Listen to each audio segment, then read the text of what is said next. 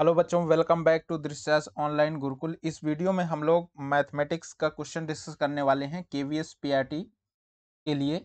और ये जो है मॉडल पेपर है और इसी के सेम ऐसा ही क्वेश्चंस आने वाले हैं आपके पेपर्स में। तो चलिए हम लोग शुरू करते हैं। सबसे पहला क्वेश्चन देखते हैं।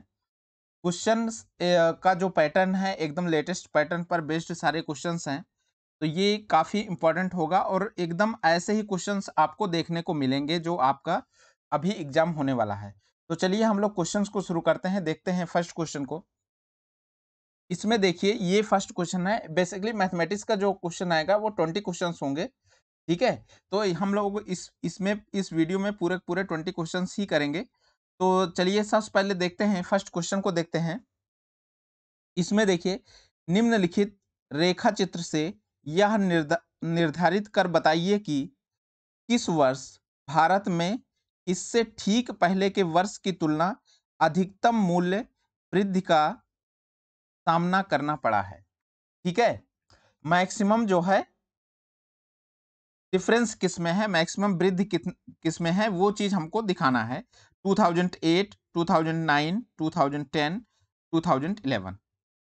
तो आप देख रहे होंगे मैंने यहाँ लिख दिया है ये, क्योंकि एकदम विजिबल नहीं था। तो 38% है ये जो 2009 है। 2010 जो है 58% है। 2011 जो है 80% है। तो अब आपको मैक्सिमम मूल्य वृद्धि किस ईयर से किस ईयर में हुई है, अपने पहले के ईयर से। ठीक है, तो अगर हम 2009 में अगर आप देखो तो 20% से 38% हुआ है। मतलब ये जो है ये 18% की वृद्धि है। अगर इसमें देखो 9 से 10 में देखो, तो 10 में अगर देख रहे हो तो ये कितना परसेंट का वृद्धि है, ये 20% का है डिफरेंस। अगर इसमें देखो तो 58% से लेके 80% पर गया है सीधे। इसका मतलब इसमें जो डिफरेंस है वो कितना है, 22% का। तो मैक्सिमम डिफरेंस जो हुआ वो आपका किसमें है, मैक्सिमम डिफरेंस आपका जो है 2011 में है। अपने पहले साल से 2011 में मैक्सिमम डिफरेंस है। तो इसका जो आंसर सही होगा वो आंसर कौन सा सही होगा, आंसर आपका डी सही होगा। चलिए हम लोग आगे बढ़ते हैं अगले क्वेश्चन की तरफ। देखते हैं नेक्स्ट क्वेश्चन को। हाँ, इस क्वेश्चन को देखिए। इसमें क्या है, सूत्र का प्रयोग किए बिना अध्यापक निम्न में से किन साधनों या शिक्षण अधिगम सामग्री का प्रयोग कर यह दर्शा सकता है कि विभिन्न आयामों वाले दो आयतों का क्षेत्रफल समान हो सकता है। ठीक है, तो क्या है, दो आपके क्षेत्रफल आयत हैं, बस उसमें क्या है, ये डिफरेंस है कि किसी में आपकी लंबाई चौड़ाई थोड़ी सी अलग होगी, बट क्या है उसमें एरिया उनके इक्वल हैं। बट ये चीज दर्शाना है कुछ चीज को लेके कि कैसे इसको बच्चों को बताया जा सके कि ये जो है एरिया बराबर है। तो इसके लिए ऑप्शन दिया है पैमाने का यूज करके, धागे का यूज करके, ग्राफ पेपर का यूज करके और टाइल का यूज करके।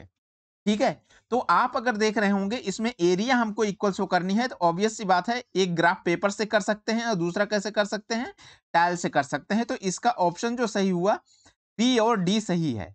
ठीक है, तो बी और डी कौन सा है, ये डी में है। तो इस तरीके से इसका जो आंसर सही होगा वो आंसर कौन सा सही होगा, आंसर आपका डी सही होगा। आगे बढ़ते हैं हम लोग अगले क्वेश्चन की तरफ। देखते हैं नेक्स्ट क्वेश्चन को। इसमें देखिए, इस क्वेश्चन में देखिए, यदि किसी गोले की त्रिज्या 50% की वृद्धि कर दी जाए तो उसके पार्श्व क्षेत्रफल में कितने प्रतिशत की वृद्धि होगी। देखिए काफी अच्छा क्वेश्चन है, बहुत ही इजी तरीके से इस क्वेश्चन को कर सकते हैं। बस आपको एक थोड़ी सी ट्रिक आपको समझनी है। ठीक है, हम ज्यादा बेसिक उस पर नहीं जाएंगे, बस हमको क्वेश्चन का आंसर निकालना है जल्दी से जल्दी, क्योंकि आपके पास 1 मिनट से ज्यादा समय नहीं रहेगा वहां एक क्वेश्चन को सॉल्व करने के लिए। तो इस तरीके के क्वेश्चन को सॉल्व करने के लिए एक फार्मूला आपको ध्यान में रखना है, x plus Y plus X Y divided by 100। ठीक, x क्या है, x आपका परसेंटेज वृद्धि है। तो वृद्धि अगर होगी तो आपको x और y की वैल्यू प्लस कंसीडर करेंगे, जो वैल्यू गिवन होगी। अगर कहीं अगर घट रहा होगा तो उसको माइनस कर लेंगे, बस इतना ही डिफरेंस आएगा। इस केस में क्या है, आपका 50% की वृद्धि हो रही है। अगर आपको ध्यान दीजिए, ये क्या है, पार्श्व क्षेत्रफल है। क्षेत्रफल क्या होता है, 4 पाई आर स्क्वायर होता है, ये ध्यान में है आपको, 4 पाई आर स्क्वायर होता है। अब मैं आर को लेके चलता हूं, आर का मतलब है आर इंटू आर, ठीक है। तो ये 50% की वृद्धि हो रही है। मैं दो कंसीडर कर रहा हूं, दो इसलिए कंसीडर कर रहा हूं कि एक एक्स एक वाई, तो ये क्या हुआ 50%, फिर ये भी 50% प्लस 50 × 50/100, दो जीरो से ये दो जीरो कट गया, 50 50 100 हो गया, और 5 5 कितना हो गया, 25 हो गया, मीनिंग देयर बाई 125%। तो आंसर कितना आ गया आपका, 125%। तो जो वृद्धि आएगी वो कितनी आएगी, 125%। तो इसका आंसर आपको समझ में आ गया। तो इस तरीके से इसका आंसर हो गया, जो ऑप्शन सही होगा, ऑप्शन कौन सा सही है, option C is the correct answer. आगे बढ़ते हैं हम लोग नेक्स्ट क्वेश्चन की तरफ, देखते हैं अगले क्वेश्चन को। अब इसमें देखिए, इस क्वेश्चन को देखिए, इसमें क्या है, दो घनों के आयतनों का अनुपात गिवन है, तो इसके संपूर्ण पृष्ठ के क्षेत्रफलों का अनुपात हमको निकालना है। इसमें देखिए घन का अनुपात जो होता है, घन का अनुपात अगर आपको याद हो तो एक क्यूब होता है, ठीक। तो भुजा का क्यूब, तो ये भुजा का क्यूब है दोनों। तो अगर मैं भुजा की वैल्यू निकालना चाहूं तो ये क्या होगा, इसका जो है घनमूल आप निकाल लेंगे, तो मतलब 27 का जब घनमूल निकालोगे तो आपको 3 मिलेगा। सेम इसी तरीके से 64 का जब घनमूल निकालोगे तो आपको 4 मिलेगा। तो ये भुजा का अनुपात आ गया। अब देखो फिर क्या कह रहा है कि क्षेत्रफलों का अनुपात, क्षेत्रफलों का अनुपात अगर याद हो तो क्षेत्रफल जो है भुजा का स्क्वायर आता है, ठीक है।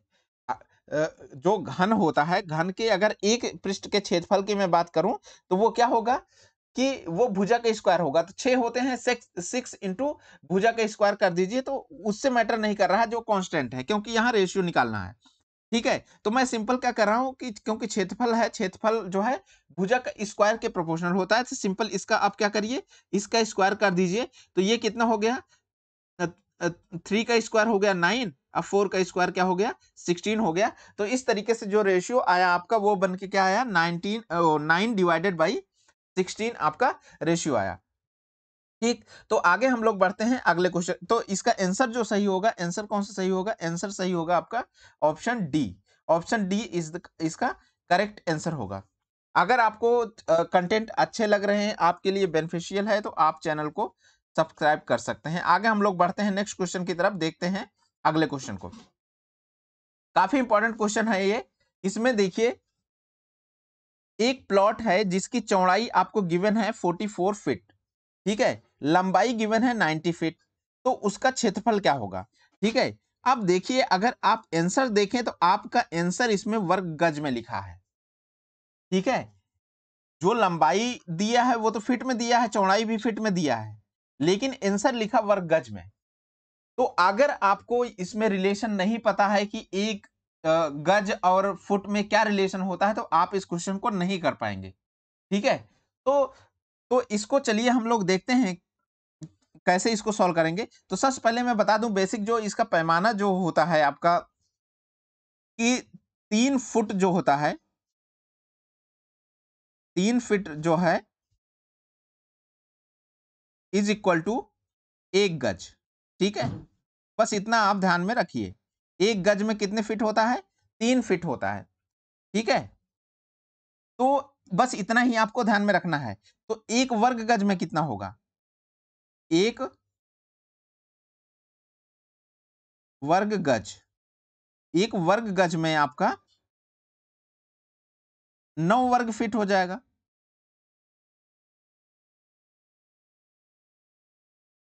ठीक है। बस इतना आपको ध्यान में रखना है।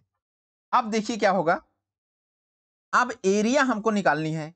तो एरिया कितना है, एरिया क्या होगी, प्लॉट जो है 44 फीट चौड़ा है और लंबाई कितना है, 90 फीट है। तो लंबाई गुणे चौड़ाई होती है एरिया। तो एरिया जो हो गया आपका वो क्या हो गया, 44 गुणे 90, 44 मल्टीप्लाइड बाई 90 और डिवाइडेड बाई क्या होगा, डिवाइड क्यों कर रहे हैं, ये तो एरिया हो गया, लेकिन डिवाइड मैं इसलिए कर रहा हूं कि हमको आंसर जो है वर्ग गज में चाहिए, वर्ग गज में चाहिए। अभी मैंने बताया कि जो वर्ग गज जो है, ये जो फीट है, फीट को अगर कन्वर्ट कर रहे हो तो एक फीट कितना हो जाएगा, फीट जो है 1/3 गज हो गया। सिंपली क्या करना है आपको, 9 से डिवाइड कर दीजिए। तो 9 से डिवाइड कर दोगे तो ये आपका क्या हो जाएगा, 9 9 का 9 9 9 दहम्मा 90 हो गया। तो इस तरीके से 440 कितना आया, 440 वर्ग गज आपका आंसर आ गया। तो इसकी जो एरिया होगी वो कितनी होगी, 440 वर्ग गज। बस इसमें क्या था, इसमें कुछ भी लॉजिक नहीं है, बस आपको एक छोटा सा पैमाना आपको याद रखना है। एक गज में कितना होता है, 3 फीट होता है, और एक वर्ग गज में फिर कितना हो जाएगा, स्क्वायर कर दीजिए सिंपली, और क्या। तो एक वर्ग गज में जो है 9 वर्ग फीट होगा। ठीक है, ये अप्रोक्सीमेटेड वैल्यू है, बहुत माइन्यूट सा डिफरेंस होता है, बट आप इतना ध्यान रखेंगे तो आप एग्जैक्ट जो है आंसर पे पहुंच जाएंगे।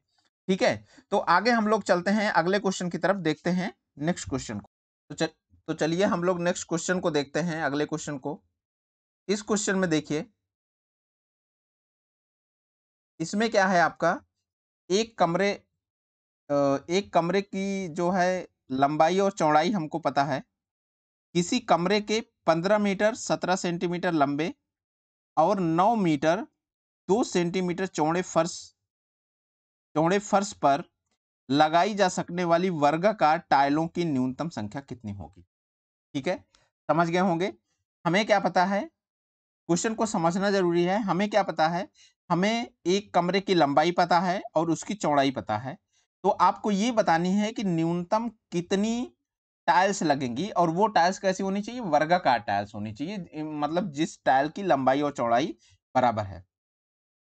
तो इस क्वेश्चन को कैसे सॉल्व करेंगे, तो इसका जो बेसिक प्रोसीजर है वो क्या है, लंबाई और चौड़ाई का आप एचसीएफ निकालिए। ठीक है, तो जो एचसीएफ आएगा वो आपकी जो टाइल्स लगा रहे हैं उसकी एक भुजा आ जाएगी। ठीक है, तो ये जो है, अब कमरे का एरिया क्या होगा, लंबाई गुणे चौड़ाई डिवाइडेड बाई उस टाइल्स का जो एरिया है, तभी तो नंबर ऑफ टाइल्स आपको पता चलेंगे। तो सिंपली क्या करना है आपको, लंबाई देखिए कितनी है और चौड़ाई कितनी है। लंबाई कितनी हो गई, 15 मीटर और 17 सेंटीमीटर। तो अब देखिए 15 मीटर है और 1 मीटर में 100 सेंटीमीटर होता है, तो 1500 अब प्लस 17 हो गया, तो इस तरीके से आ गया 1517। ठीक है, गुणे, और अब जो है चौड़ाई कितनी हो गई, चौड़ाई 9 मीटर और 2 सेंटीमीटर है, और 9 मीटर का मतलब क्या हुआ, 900 सेंटीमीटर हो गया, और 2 और जोड़ दीजिए तो 902 सेंटीमीटर हो गया। अब देखिए इन दोनों का जो एचसीएफ आएगा, एचसीएफ अगर आप निकालेंगे तो आपको एचसीएफ मिलेगा, एचसीएफ मिलेगा 41। आप निकाल सकते हैं आसानी से, इसको फैक्टर करेंगे दोनों का, और जो कॉमन होगा वो आपका एचसीएफ आएगा। अब एचसीएफ 40 आ गया, तो ये क्या है, ये है जो आप टाइल लगाने जा रहे हैं, जो टाइल्स आप यूज करने जा रहे हैं उसकी भुजा है। टाइल्स की क्या है, भुजा है, साइड है। ठीक है, अब टाइल्स की साइड से आपको पता चल गई, तो डिवाइडेड बाई क्या होगा, 41 इंटू 41। 41 इंटू 41 क्यों कर रहे हैं, क्योंकि आपकी जो टाइल्स चाहिए, टाइल्स कैसी होनी चाहिए, वर्गाकार होनी चाहिए। तो अब इस तरीके से इसको करेंगे तो इसका जो वैल्यू आ जाएगी 814।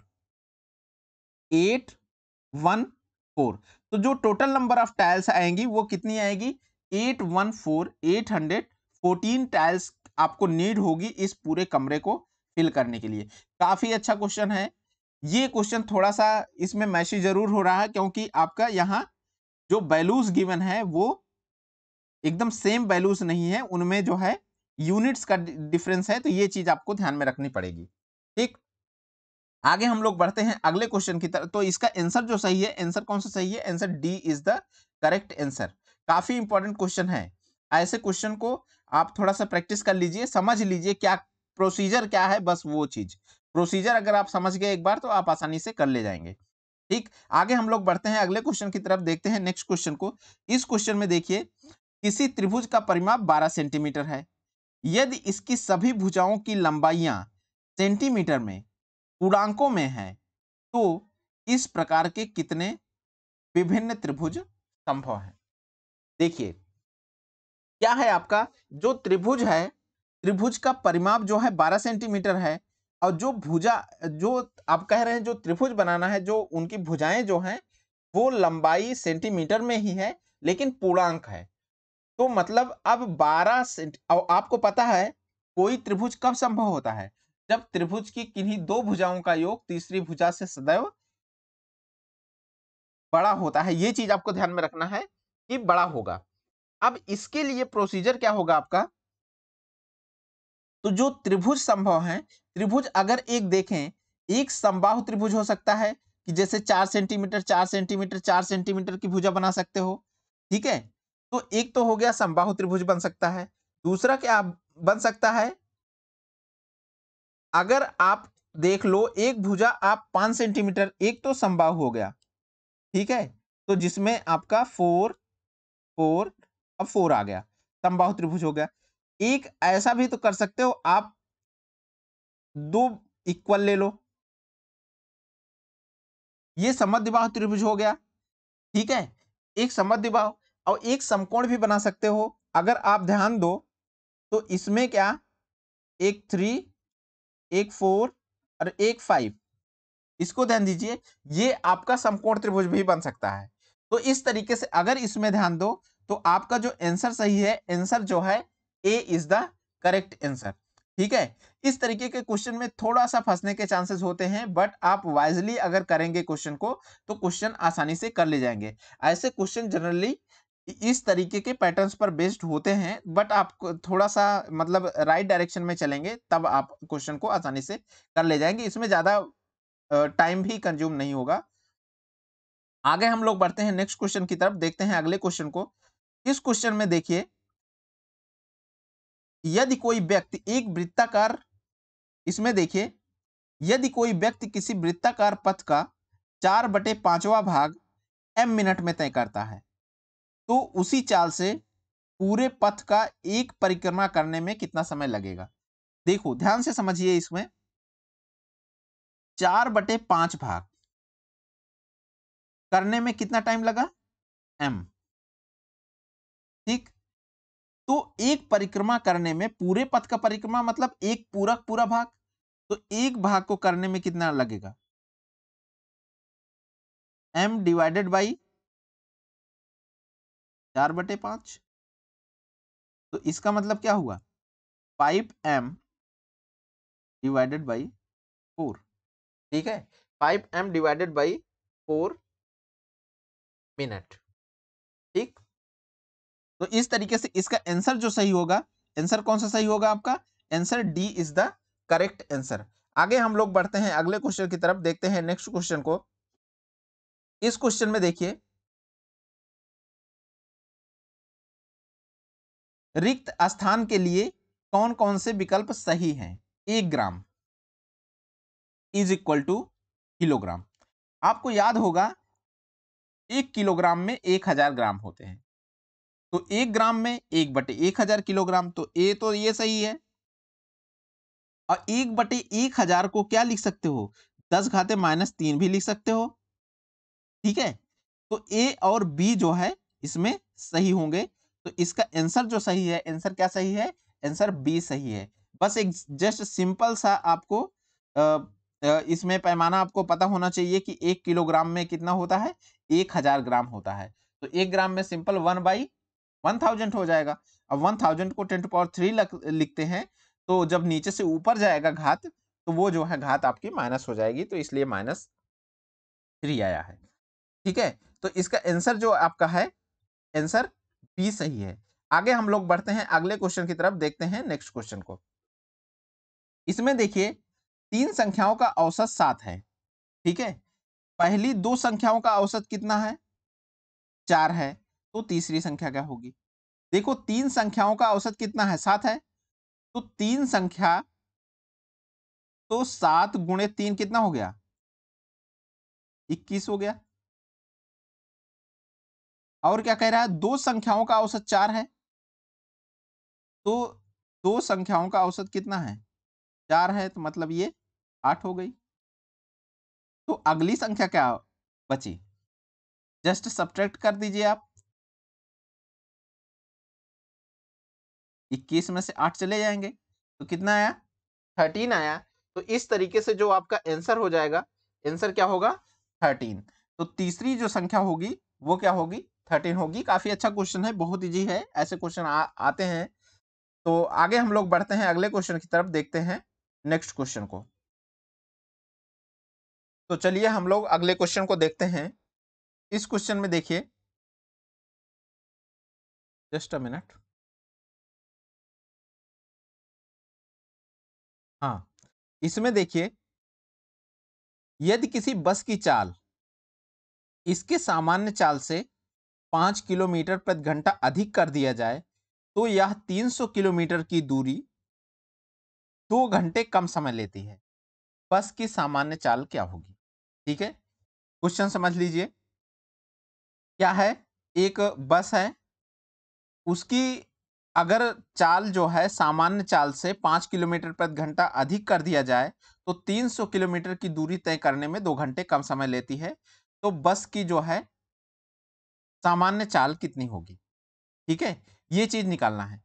एक चीज देखो, अगर नॉर्मल चाल सपोज करो x है, नॉर्मल चाल जो है इसकी, जो बस है उसकी नॉर्मल स्पीड जो है x है, तो वो क्या हो जाएगा, तो समय कितना हो जाएगा, 300, क्योंकि कुल दूरी आपका 300 किलोमीटर है। 300 बटे x माइनस जो स्पीड क्या किया गया, अधिक कर दिया गया 5 किलोमीटर प्रति घंटा, तो 300 बटे x प्लस 5 कितने घंटे लिया, 2 घंटे कम समय लिया। ठीक, ये बन गया कंडीशन के हिसाब से।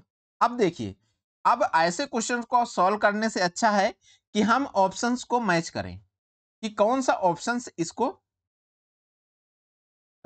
इसको सेटिस्फाई कर रहा है। तो अगर ए ऑप्शन को देखें, आप ए को देखें तो इसको सेटिस्फाई कर रहा है, क्योंकि अगर आप x is equal to 25 put कर दें, 25 पुट कर देंगे तो यहां कितना हो जाएगा, ये 30 हो जाएगा, यहां 10 आ जाएगा, और यहां कितना हो जाएगा, ये आपका 25 हो जाएगा, और यहां जो है 12 आ जाएगा। तो 12 माइनस 10, तो इस तरीके से आपको 2 मिल जाएगा। तो इसका मतलब इसका जो आंसर है वो आंसर कौन सा होगा, आंसर ए सही होगा, जिसकी वैल्यू आएगी 25 किलोमीटर पर आर। ठीक है, तो इसका आंसर कौन सा सही हुआ, आंसर जो है आपका ए सही हुआ। आगे हम लोग बढ़ते हैं अगले क्वेश्चन की तरफ, देखते हैं नेक्स्ट क्वेश्चन को। इस क्वेश्चन को देखिए, ये आपका टाइम और वर्क पर बेस्ड क्वेश्चन है। एक मकान की पुताई करने में 5 व्यक्ति 8 घंटे रोज काम करके 3 दिन में काम पूरा करते हैं, तो एक व्यक्ति 4 घंटे रोज काम करके कितने दिनों में पूरा करेगा? ठीक, तो इस क्वेश्चन को देखिए, इस क्वेश्चन को सॉल्व करने के लिए तो आपको फार्मूला पता होगा। फार्मूला क्या है इसका, आपको ध्यान होगा, MDH। ठीक, बस सिर्फ आपको इतना ध्यान में रखना है, MDH आपको पता ही है, ये आपका मसाले की ब्रांड भी है, तो बस उसी तरीके से ध्यान रखिए। M क्या है आपका जो व्यक्ति है, D क्या है, डे है, H क्या है, आर है, की घंटा है। ठीक है, तो M1 D1 H1 is equal to क्या कर दो आप, इज इक्वल टू कर दो M2 D2 H2। ठीक, अब देख लो आपको क्या कैलकुलेट करना है। M की वैल्यू जो है आपकी 5 गिवन है, और D की वैल्यू कितना है, 8 है। D की वैल्यू जो है 8 गिवन है, जस्ट, हाँ 8 है। H की वैल्यू कितनी है, D की वैल्यू 3 है, और H की वैल्यू 8 है। M2 की वैल्यू देखिए, एक व्यक्ति, और कितने, D2 निकालना ही है आपको, और कितने घंटे वो काम कर रहा है, 4 घंटे काम कर रहा है। ठीक, तो अब देखो, तो 4 1 जा 4, 4 2 जा 8 हो गया है इसमें, तो सिंपली आपका D2 इज इक्वल टू कितना आया, D2 इज इक्वल टू आ गया 5 तिहाई 15 और दूना 30। तो इस तरीके से आपका जो आंसर आएगा वो 30 डे आएगा। 30 डे में जाके इस पूरे वर्क को परफॉर्म कर देगा। तो इसका आंसर जो आपको मिलेगा, answer A is the correct answer. ठीक, तो इस तरीके से इसका आंसर जो है सही है, ए ऑप्शन सही है। आगे हम लोग बढ़ते हैं अगले क्वेश्चन की तरफ, देखते हैं नेक्स्ट क्वेश्चन को। इस क्वेश्चन में देखिए, इसमें क्या है, 0.01 का होल स्क्वायर को प्रतिशत के रूप में लिखिए। प्रतिशत का मतलब है सिंपली आपको क्या करना है, 100 से मल्टीप्लाई करना है अगर डेसिमल नंबर है तो वो। ठीक है, तो अब क्या हुआ, तो इसमें अगर आप ध्यान दें इसमें, तो इसका एक तो आंसर ए ही सही होगा, और ए की जो दूसरी वैल्यू है 0.01%, तो 0.01 को क्या लिख सकते हो, 1/100 लिख सकते हो। इसका मतलब दूसरा डी भी सही है। ठीक है, तो इस तरीके से जो इसका आंसर सही होगा, वो आंसर कौन सा सही होगा, आंसर ए और डी दोनों सही होगा। तो इसका ऑप्शन जो सही है, option C is the correct answer.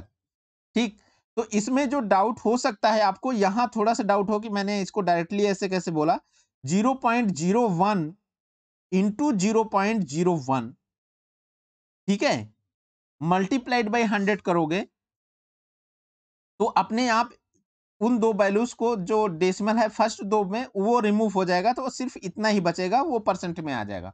ठीक है, तो आप समझ, आई होप आप समझ गए होंगे इसको। तो इसका ऑप्शन जो सही है, ऑप्शन सी सही है इसमें। ठीक, तो हम लोग बढ़ते हैं अगले क्वेश्चन की तरफ, देखते हैं नेक्स्ट क्वेश्चन को।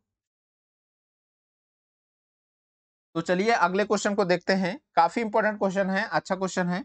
इस क्वेश्चन को देखिए, समझते हैं हम लोग पहले। इसमें क्या है, एक बाग के वृक्षों में नीम के वृक्षों की संख्या 1/6 भाग है। ठीक है, नीम के वृक्षों की संख्या जो है 1/6 भाग है। आधे वृक्ष अशोक के हैं और शेष यूकलिप्टस के हैं। यदि नीम के वृक्षों की संख्या 5 है तो बाग में यूकलिप्टस के कितने वृक्ष हैं। ठीक, काफी अच्छा क्वेश्चन है, बहुत ही सिंपल है, बस आपको थोड़ा सा समझ में आना चाहिए इसमें चीजें। इसमें क्या कह रहा है, नीम के वृक्षों की संख्या कितनी है, 5 है। अब ऊपर देखिए, ऊपर क्या लिखा हुआ है, नीम के वृक्षों की संख्या 1/6 भाग है, मीनिंग देयर बाई 1/6। इस इसमें कितने वृक्ष आ रहे हैं, 5 वृक्ष आ रहे हैं। तो टोटल वृक्ष कितने होंगे उस बाग में, तो 1/6 का मतलब 1/6 भाग, तो पूरी बाग में मतलब एक भाग। तो ये कितना हो गया, 6 का वहां जाके मल्टीप्लाई हो जाएगा। तो इस तरीके से 30 वृक्ष हैं टोटल उस बाग में। ठीक है, ये आइडिया आपको लग गया कि 30 पेड़ हैं। अब 30 पेड़ हैं, फिर क्या कह रहा है कि आधे वृक्ष अशोक के हैं, तो 30 में से आधे निकाल दो, 15 निकल गए, आपके पास 15 वृक्ष अभी बच रहे हैं। ठीक है, 15 तो अशोक के हो गए, 15 वृक्ष बचे। इन 15 में से 5 तो उसके निकल गए जो नीम के पेड़ हैं। ठीक है, 5 उसमें से भी निकल गए, तो अब कितना बचा, अब तो 10 पेड़ बचे। और ये 10 पेड़ किसके होंगे, ये यूकलिप्टस के 10 पेड़ हैं। ठीक है, बहुत ही सिंपल है। ऐसे क्वेश्चंस में आपको ज्यादा कैलकुलेशन भी करने की जरूरत नहीं है, बस आपको चीजों को समझ के, बस देख के आप आसानी से इसको सॉल्व कर सकते हैं। बट फर्स्ट पॉइंट आपको समझना था कि 1/6 जो है वो 5 के इक्विवेलेंट है। तो 1 भाग का मतलब है कि पूरे पूरे पार्ट में। अब अगर बाग की हो रही है तो पूरे बाग में, या किसी और भी जगह इस तरीके के क्वेश्चंस आते हैं, जैसे वर्क में, वर्क से रिलेटेड क्वेश्चन आता है, तो 1/6 पार्ट किसी ने किया, तो 1 पार्ट का मतलब है पूरा काम। ठीक है, इस तरीके से आते हैं। आगे हम लोग बढ़ते हैं अगले क्वेश्चन की तरफ, देखते हैं नेक्स्ट क्वेश्चन को। तो इसमें देखिए, बहुत ही सिंपल सा क्वेश्चन है ये आपका। तो चलिए अगला क्वेश्चन हम लोग देखते हैं। इस क्वेश्चन में देखिए, इसमें देखिए, ये क्वेश्चन बोर्ड मास पर बेस्ड क्वेश्चन है। तो इसमें ध्यान दीजिए, ये कितना हो गया, 9 और 7 कितना हो गया, 16 हो गया। और ये डिवाइड है, कहीं भी आप डिवाइड देखो तो उसको बटे में लिख लो सॉल्व करने से पहले।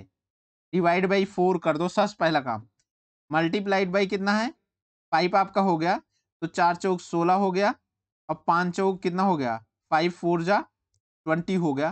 तो इस तरीके से जो इसका आंसर आया वो आपका आंसर सी जो है करेक्ट आंसर है। आगे हम लोग बढ़ते हैं अगले क्वेश्चन की तरफ, देखते हैं नेक्स्ट क्वेश्चन को। इसको देखिए, इस क्वेश्चन में देखिए, यदि मासा, ठीक है, ए कॉमा 8 का मासा जो है 4 है, और लासा जो है एलसीएम जो है वो कितना है, 24 है। तो ए का मान ज्ञात कीजिए। ए कोई नंबर है, तो दो, अगर आपको ध्यान हो फार्मूला थोड़ा सा, अगर फार्मूला नहीं होगा तो आप ऑब्वियस सी बात है इस क्वेश्चन को सॉल्व नहीं कर पाएंगे। पहली संख्या गुणे दूसरी संख्या बराबर क्या होता है, लासा गुणे मासा, मतलब एचसीएफ गुणे एलसीएम। बस ये फार्मूला आपको याद रखना है, तभी ऐसे क्वेश्चंस को आप सॉल्व कर पाएंगे। ये एकदम जस्ट फार्मूला बेस्ड क्वेश्चन है। तो meaning there by a into 8, ये संख्या हो गई, इज इक्वल टू लासा कितना है, एलसीएम कितना है, एलसीएम 24 है, इंटू एचसीएफ कितना है आपका, एचसीएफ 4 है। तो 8 3 जा 24 हो गया। और ए की वैल्यू कितनी आ गई, ए इज इक्वल टू 4 3 12 आ गया। तो 4 3 जा 12 आपका ए की वैल्यू आ गया। तो इस तरीके से इसका जो आंसर सही है, वो आंसर कौन सा सही है, answer A is the correct answer. ठीक, आगे बढ़ते हैं हम लोग अगले क्वेश्चन की तरफ, देखते हैं नेक्स्ट क्वेश्चन को। देखिए ये क्वेश्चन काफी अच्छा क्वेश्चन है, इजी तो है बट थोड़ा सा अगर आप कंफ्यूज हो जाएंगे तो जनरली गलत भी कर सकते हैं ऐसे क्वेश्चन को सॉल्व करने में। तो इसमें ध्यान से देखिए, क्या गिवन है, 125 की power x is equal to 3125। तो x की वैल्यू निकालनी है इसमें। देखो ऐसे क्वेश्चन को सॉल्व करने के लिए क्या करते हैं कि एक फिक्स पावर में बना लीजिए, ठीक है, किसी घात को जो है जिसका बेस है उस बेस को इक्वल बना लीजिए, फिर घातों को कंपेयर कर दीजिए, उसके बाद फिर आसानी से आप सॉल्व कर ले जाएंगे। ठीक है, तो सबसे पहले देखिए 125 को मैं कैसे लिख सकता हूं, और फिर मैं क्या करूंगा, 3125 को भी लिखूंगा। तो सबसे पहले मैं क्या कर रहा हूं, 3125 को ही सबसे पहले कर लेते हैं, इसको फैक्टर करते हैं। ठीक है, 3125, तो 5 से करते जाइए, 5 से फैक्टराइज करिए, 5 अंक 30 हो गया। ठीक, 5 दूनी 10, 5 पचम 25, 5 का नम 5। ठीक, 5 दूनी 10, 5 पचम 25, फिर 5 दूनी 10, 5 पचम 25, फिर 5 पचम 25, फिर 5।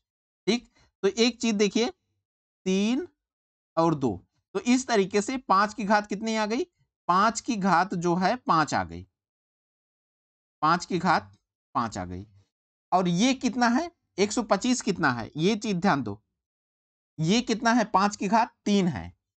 ठीक, तो अब देखिए 125 जो हुआ वो कितना हो गया, 5 की घात 3, और इसकी भी घात क्या है, x इज इक्वल टू 5 की घात 5। इसमें तो कोई डाउट नहीं होगा।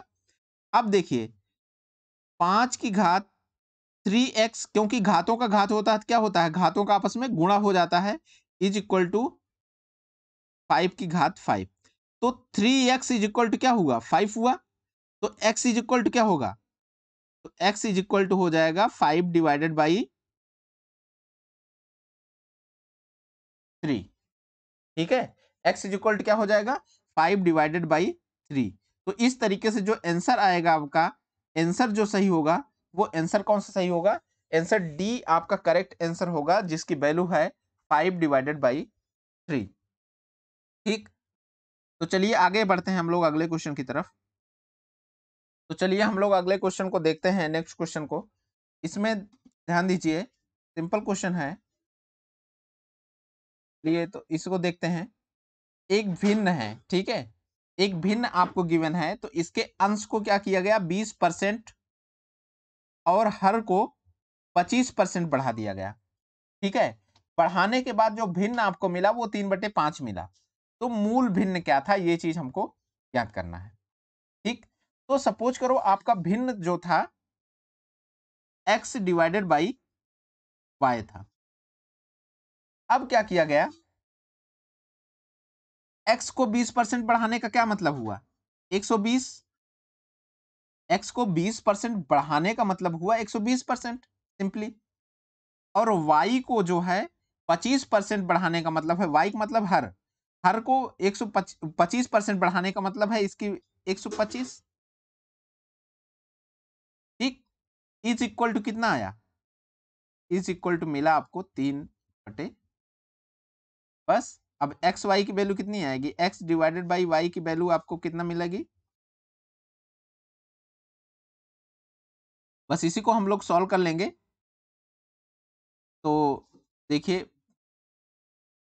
5 से कैंसिल आउट कर देते हैं हम लोग, 5 दूनी 10, 5 चौक 20, 5 दूनी 10, 5 पचम 25।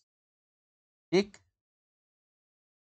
तो आगे देखिए, ये देखें अगर, तो 3 8 जा 24 और 5 5 जा 25। तो इस तरीके से अगर इक्वल के उधर ले जाओगे तो ये क्या हो, नीचे वाला ऊपर चला जाएगा, ऊपर वाला नीचे चला जाएगा। तो ये आएगा 5 डिवाइडेड बाई 8। जो आंसर आएगा वो आंसर क्या होगा आपका, आंसर ए जो है, इसमें आंसर ए सही होगा, जिसकी वैल्यू कितनी आ रही है 5 डिवाइडेड बाई 8। ठीक, काफी सिंपल क्वेश्चन है, बस उस चीज को आपको समझ लेना है। जैसे एक दूसरे तरीके से क्वेश्चन हो सकता था, जैसे इसमें बढ़ा रहे हैं, अगर वो घटाते तो क्या कहते, 20% घटा देते। तो 20% जब घटाते तो आप यहाँ कितना लिखते, आप ऊपर सपोज करो अंश को घटा रहे हैं 20%, तो आपको कितना लिखना पड़ता, वो 80 लिखना पड़ता, क्योंकि 100 प्लस 20 करते तो 120 बना। तो 100 माइनस 20 करोगे तो आपको कितना बनेगा, 80 बनेगा। ये चीज आप ध्यान में रखेंगे। आगे हम लोग चलते हैं अगले क्वेश्चन की तरफ, देखते हैं नेक्स्ट क्वेश्चन को। इस क्वेश्चन को देखिए 159 जो है, ये क्वेश्चन नंबर एक्चुअली 19 है अगर मैथमेटिक्स के देखें सिंपली तो इसमें देखिए, इसमें क्या है 0.6 बार प्लस 0.7 बार प्लस 0.8 बार का मान निकालना है। तो ये चीज अगर आपको ध्यान में रखना हो तो ये सिंपल कैलकुलेशन नहीं होगा, ये चीज समझ लीजिए आप। ये रिकरिंग नंबर का प्रॉब्लम है। रिकरिंग नंबर का मतलब होता है कोई नंबर बार बार रिपीट होना। जैसे मैं लिख दूं अगर 0.3333, ये 3 जो है इनफाइनाइट बार रिपीट हो रहा है। तो इसको अगर सही से रिप्रेजेंट करना है तो 0.3 और बार लिख देते हैं। ठीक है, ये चीज आप समझ लीजिए, 0.3 बार लिख देते हैं। अब चलिए आगे बढ़ते हैं, हम लोग इस क्वेश्चन पर आते हैं। क्वेश्चन क्या है, और इस तरीके के जो नंबर है जिसमें रिपीटिंग आपका पैटर्न आ रहा है, इसको बोलते हैं रिकरिंग नंबर्स। ठीक, तो अब देखते हैं हम लोग इसमें इसमें देखते हैं कि आगे कैसे इसको सॉल्व करेंगे। तो इसमें क्या कर रहे हैं, 0.6 है, 0.6 बार प्लस क्या है, जस्ट अ मिनट, 0.6 0.7 0.8। ठीक,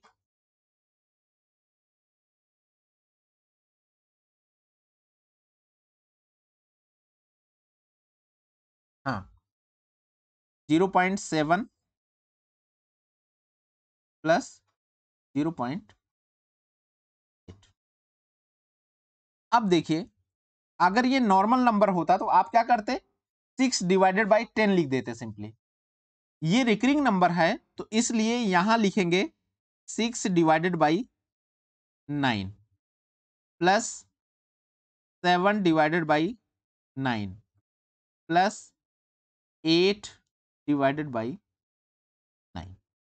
ठीक, तो बस अब आपकी वैल्यू कितनी आ गई, तो 9। और देखिए 8 7 कितना हो गया, 15 हो गया, 15 और 6 मिलके आपका 21 डिवाइडेड बाई 9 हो गया, 3 3 9 और 3 सते 21। इस तरीके से अभी आपका आ गया कितना, 7/3, 7/3। अब 7/3 को देखिए कैसे लिखेंगे, तो 3 दूनी 6, 1 7, दशमलव लगा दीजिए, 10 हो गया, 3 3 9, ठीक है, 1 10, 10 हो गया, तो फिर 3, तो देख रहे हैं 3 जो है बार बार रिपीट होता चला जा रहा है, तो इसको रिकरिंग नंबर के पैटर्न में आप भी लिख दीजिए। तो इसको क्या करेंगे, 2.3 बार, तो इसका जो आंसर आएगा वो आंसर क्या आएगा, 2.3 बार। ठीक, तो आप समझ गए होंगे इसका आंसर जो सही होगा, जो ऑप्शन है, ऑप्शन कौन सा सही है, ऑप्शन जो है ए इज द करेक्ट आंसर। काफी इंपॉर्टेंट क्वेश्चन है, एक सिंपल छोटा सा कॉन्सेप्ट है, उस कॉन्सेप्ट को आपको समझना पड़ेगा, बस उसके बाद ये क्वेश्चन आसानी से आप कर ले जाएंगे। आगे हम लोग देखते हैं अगले क्वेश्चन को, लास्ट क्वेश्चन है, इसमें देखिए, हाँ इस क्वेश्चन को समझिए, कोई प्राकृतिक संख्या m के लिए गुणनफल m+2 m+4 हमेशा विभाजित होगा।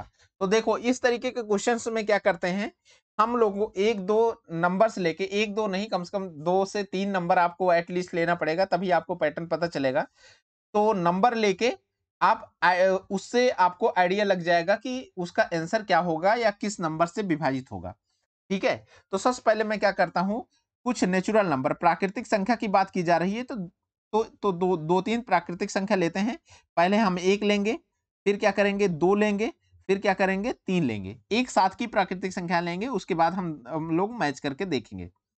पहला जब 1 रखोगे तो क्या आएगा, इसका पूरी वैल्यू आएगी, m की जगह 1 रख दो, तो 1 गुणे m+2 मतलब कितना हो गया, 3 हो गया, गुणे कितना हो गया, ये 5 हो गया। पहले केस में क्या रखा हमने, m is equal to 1 put किया। आप दूसरे में क्या करेंगे, m is equal to 2 put कर रहे हैं, 2 पुट करेंगे तो यहां आएगा 2 इंटू 2 कितना आएगा 4 इंटू 2 और 4 कितना आएगा, 2 और 4 मिलके आपका 6 आ जाएगा। ठीक, अब आगे चलते हैं, हम लोग आगे देखते हैं, अगला क्या रखेंगे, 3 रख के देखते हैं। 3 रखिए, इसमें देखिए, तो 3 फिर क्या होगा, 3 और 2 5 हो जाएगा, फिर क्या होगा 3 और 4 7 हो जाएगा। अब देखिए तीनों में कॉमन क्या है, किससे विभाजित हो रहा है, वही चीज तो देखना है आपको। अगर हम ध्यान दें 3 3, क्या इसमें भी 3 है, ऑब्वियस सी बात है, ये जो 6 है 2 इंटू 3 है, तो 3 से ये भी डिवाइड हो जाएगा, इसका मतलब 3 जो है इसमें कॉमन फैक्टर्स बन रहा है। ठीक है, तो ऑप्शन जो सही होगा वो ऑप्शन कौन सा सही होगा, option C is the correct answer.